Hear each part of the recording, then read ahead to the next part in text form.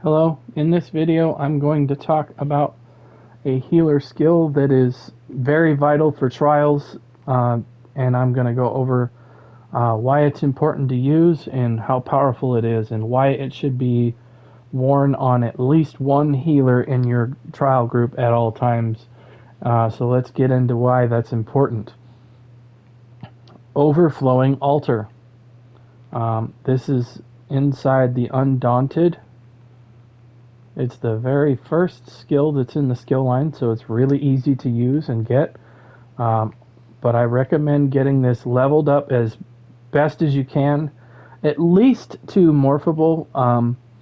And you want to choose the overflowing altar morph, and I'll get into that a little bit later in this video. But if you at least get it morphable, then you at least get the benefit of the morphed version of this. Now, what this does, it's not a healing skill per se, because you can, for example, you can just put it down here, and if you're standing here, this does absolutely nothing as long as you're not in combat. You can set this here, and it will not do anything the entire time, as long as you don't get in combat. So, let's talk a little bit about the metrics of this skill. The reach of it, or the radius of it, is 28 meters. That's very large. Okay, so the effectiveness of it is going to hit all enemies within 28 meters with a debuff called Minor Lifesteal. And what that is whenever your team does damage to an enemy, they are going to get healed every second for 690 health.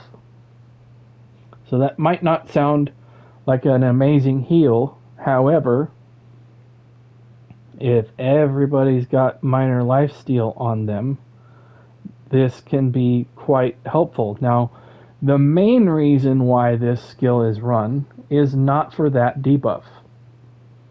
This has an oh shit handle built into it.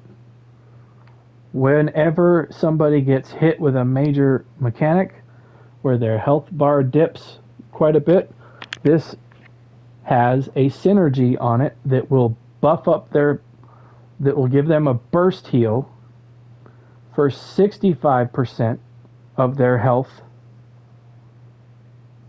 just with this skill. Now, if you have the Undaunted leveled all the way up, and you have, or I should say, if they have, not you, but if they have their Undaunted up, then activating a synergy for them will also give them another 4% of a heal as well as some synergies. So that's really important. It can actually be 69% of their max health as long as they have this filled in all the way. So that works hand in hand with that. So everybody on every single build should have these filled in regardless. These are true awesome passives that need to be put on. There's just no reason not to. There's my Wilford Brimley impression. Check your blood pressure. Undaunted passives, you don't even have to slot an Undaunted skill. You just get them. They're true passives. Make sure you fill those in on every build that you're doing. But let's get into, this is why you pick the overflowing morph, is because that burst heal on the very bottom is larger on this morph. If you pick the other morph, which is the Sanguine morph, the burst heal on it remains the same as the base morph. It's 40%.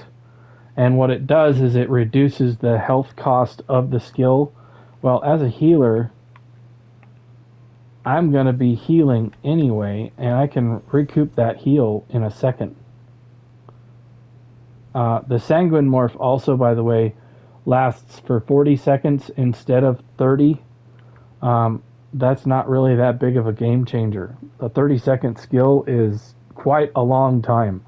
I mean, most skills that you're going to cast are probably in the 10 to 15 second range, so having Overflowing Altar last for 30 seconds is Not really hard to manage at all. I would highly recommend that you go with the overflowing altar version.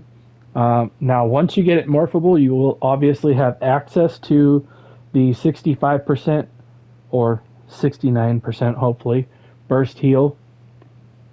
Then, once you level this up, the cost of the skill lowers as well. It doesn't go down as low as the Sanguine morph does. However, it will lower from when you first get it morphed.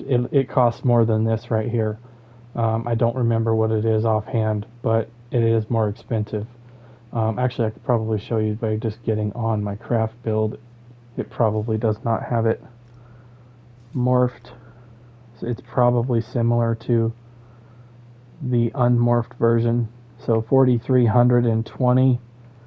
So it's probably similar to that cost when you first get it morphed. 4,320, and then it goes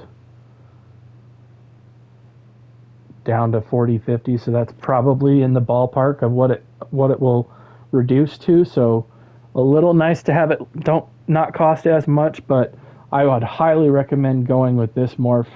It is the better morph in my opinion. Tanks are really going to need this synergy in certain instances. It's going to give them a synergy to get resources back, and if they need a burst heal, they can use that as well. You can't use your own altar, so just keep that in mind. You can't use your own altar, so you may want to tell your other healer that you're running it so that they don't run it as well.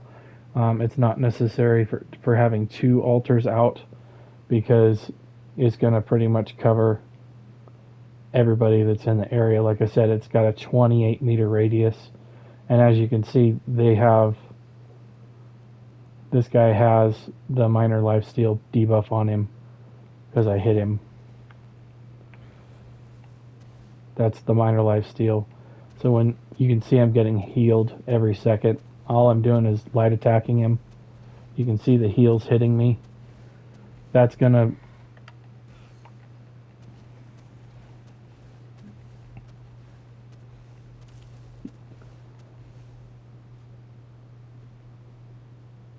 there's the heal right there. So you can only get one heal. It's not gonna heal off of everything, but it puts a debuff on all these guys so that like if one of your DPS is hitting this guy and another DPS is hitting this guy, they're gonna get heals no matter what. But that's gonna do it for this video. I like to keep these skill highlights as brief as possible, just so they get a lot of information in a tight video. But thank you for watching. Go on to my channel. Like I said, go on to my down to my created playlists and check out the other videos I have in there for any subjects that you might be interested in, and see if there's any other videos you might like. Thanks for watching, and I'll see you in another video. Bye.